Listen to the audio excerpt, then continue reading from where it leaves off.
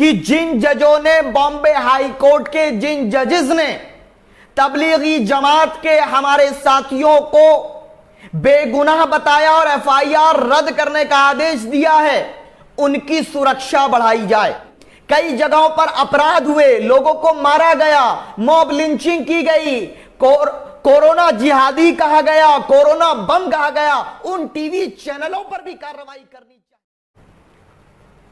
अस्सलाम वालेकुम, आदाब, जय हिंद, जय भारत, जय संविधान। साथियों, आज बॉम्बे हाई कोर्ट ने तबलीगी जमात के ताल्लुक से जो कहा है वो देश को जानना बहुत जरूरी है, क्योंकि जब न्याय के लिए, इंसाफ के लिए और भारत के भाईचारे को तोड़ने वालों के खिलाफ शादाब चौहान बात कर रहा था, पीस पार्टी बात कर रही थी, हमारे राष्ट्रीय अध्यक्ष बात कर रहे थे, तो टीवी एंकर से लेकर के तमाम इनका आईटी सेल हमें गालियां देने पर और देशद्रोही साबित करने पर लगा हुआ था। जिस दिन निजामुद्दीन मरकज का मामला सामने आया था, आपका भाई उसी दिन हमने ये बात कही थी सबूत के साथ और तमाम पॉइंट्स के साथ। हमने कहा था कि तबलीगी जमात के साथियों का कोई गुनाह नहीं है, उनको सरकार अपनी नाकामी छिपाने के लिए और नफरत फैलाने के एजेंडे को कामयाब करने के लिए निजामुद्दीन मरकज और तबलीगी जमात के लोगों का इस्तेमाल कर रही है। यह बात हमने तब कही थी और आज बॉम्बे हाई कोर्ट ने जो कहा है वो बहुत काबिले तारीफ है और लगभग वही है जो हमने उस वक्त सबूतों के आधार पर कहा था। आज बॉम्बे हाई कोर्ट ने कहा कि तबलीगी जमात के लोगों को बलि का बकरा बनाया गया, उनके खिलाफ दुष्प्रचार किया गया और उनके खिलाफ सभी एफआईआर को रद्द किया जाए।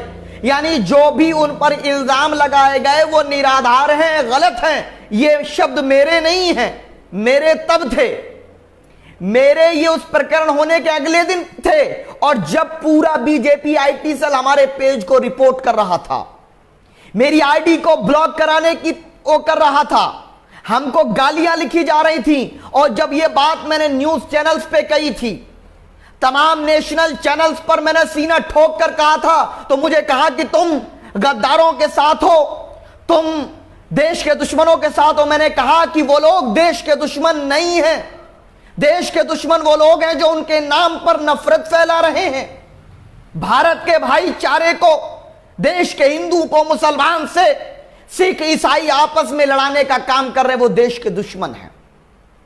और आज वो बात बॉम्बे हाई कोर्ट ने की, हम स्वागत करते हैं। और मैं दो मांग भी करना चाहूंगा। पहली मांग मेरी भारत सरकार से है, खास करके महाराष्ट्र सरकार से, कि जिन जजों ने बॉम्बे हाई कोर्ट के जिन जजेस ने तबलीगी जमात के हमारे साथियों को बेगुनाह बताया और एफआईआर रद्द करने का आदेश दिया है, उनकी सुरक्षा बढ़ाई जाए। हमने देखा है कि राजस्थान में कोर्ट पर भगवा झंडा लहराया गया था। हमें डर है कहीं कुछ लोग असामाजिक तत्व कहीं उन जजेस पर हमला ना कर दें। जिन जजेस ने यह न्याय किया है इस दौर में, मैं उनको सलाम करता हूं, सैल्यूट करता हूं और महाराष्ट्र सरकार से उनको सुरक्षा देने की मांग करता हूं।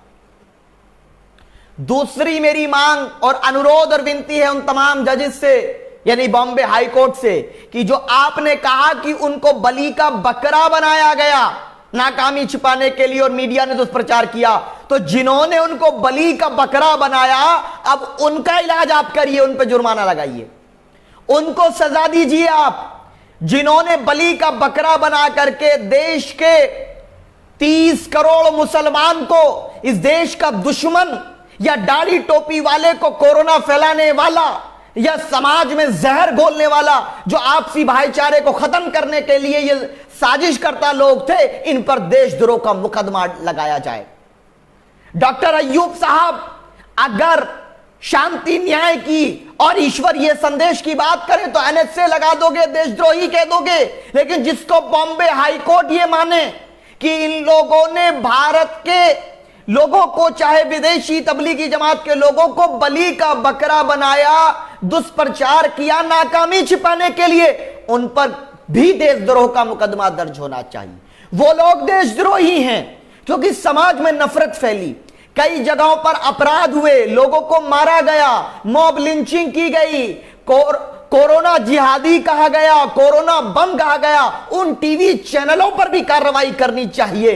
और हमने जो नफरतवादी लोग थे, चाहे वो टीवी के लोग हों, हमने उनके खिलाफ सुप्रीम कोर्ट में केस डाला हुआ है, वो केस पेंडिंग है। और यही दर्द था डॉक्टर अय्यूब साहब से, पीस पार्टी से, इसीलिए उनको एनएसए लगा करके उनको जेल में डाला गया। साथियों, इसीलिए मैं कहता हूं, और मैं नहीं कहता हूं सिर्फ, भारत में और भारत के बहुत से जगहों पर आपने देखा होगा, बहुत जगहों पर आपने देखा होगा कि लिखा हुआ होता सत्यमेव जयते। जीत सच की होती है, आप लड़िए सच के लिए। परेशानी आ सकती है, जेलों में डाला जा सकता है, झूठे मुकदमे दर्ज किए जा सकते हैं, लेकिन जब आप न्याय के रास्ते पर होंगे, मानवता के रास्ते पर होंगे, तो जीत तुम्हारी होगी, जीत आपकी होगी। और हम उस परेशानी को उठाने के लिए तैयार हैं। हमने जो आवाज बुलंद की थी, आज बॉम्बे हाई कोर्ट ने उस पर अपनी न्याय की मोहर लगाकर बता दिया कि हम लोग न्याय के साथ थे।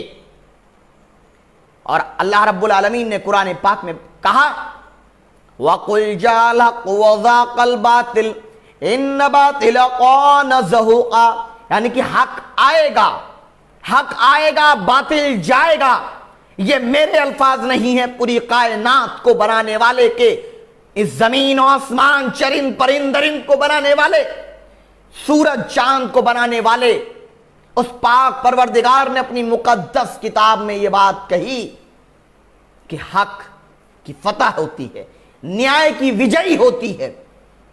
और मुझे विश्वास है न्याय विजयी होगा, मानवता विजयी होगी, और समाज को तोड़ने वाले, अन्याय करने वाले, मानवता के साथ दुर्व्यवहार करने वाले लोगों की हार होगी, ऐसा मेरा विश्वास है।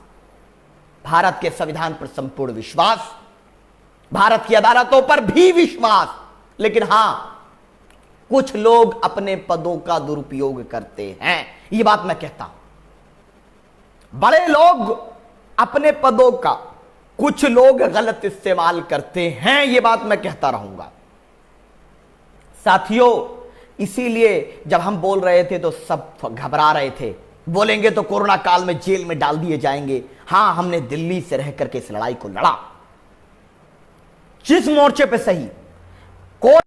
हम गए तबलीगी जमात के मामले में, पीस पार्टी गई दिल्ली में, बैठ करके सोशल मीडिया कैंपेन और तमाम टीवी चैनल्स पर बैठ करके हमने पक्ष को रखा कि भाइयों, मेरे दलित भाइयों, आदिवासी भाइयों, जाट भाइयों, गुज्जर भाइयों, ब्राह्मण भाइयों, ये तबलीगी जमात के लोगों को बदनाम करके आपके दिलों में नफरत इसलिए पैदा कर रहे हैं कि कोरोना में अपनी नाकामी छिपाई जा सके।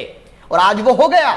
मैंने कहा था कि ये वो दिन देखने पड़ेंगे। अब बताओ कितने लोग तबलीगी जमात के हैं 30 लाख में से? आप जानकारी साझा करते थे, कर दीजिए ना। अब कितने लोग हैं तबलीगी जमात के, बताइए आप। और जो ये नए नए आते ना, इनके चक्कर में ना पड़िए। एक्स्ट्रा सेकुलर, मैं इनको सेकुलर नहीं बोलता, मैं सेकुलर बोलता हूं, उन लोग को चक्कर में ना आइए। वो कहते हैं नहीं नहीं नहीं, नहीं, उनके साथ मत खड़े हो। जब ख्वाजा मोइनुद्दीन चिश्ती रहमतुल्लाह अलैह के खिलाफ अल्फाज इस्तेमाल किए गए तो हमने कोर्ट में मुकदमा दाखिल किया था उसके खिलाफ। यह हमारा स्टैंड है और स्टैंड बनाना पड़ेगा और जुड़ना पड़ेगा अपने साथियों के साथ। अब समय है कि एक दूसरे को मजबूत करिए। कब तक आप अन्याय करने वालों के साथ खड़े रहेंगे? अब इंसाफ करने वालों के साथ खड़े होइए। इंसाफ की बात करने वालों का अगर आज हम साथ नहीं देंगे तो कल को कोई इंसाफ की बात करने वाला बाकी नहीं रहेगा। लेकिन मेरा यकीन है कि हम सब मिलकर न्याय के लिए लड़ेंगे।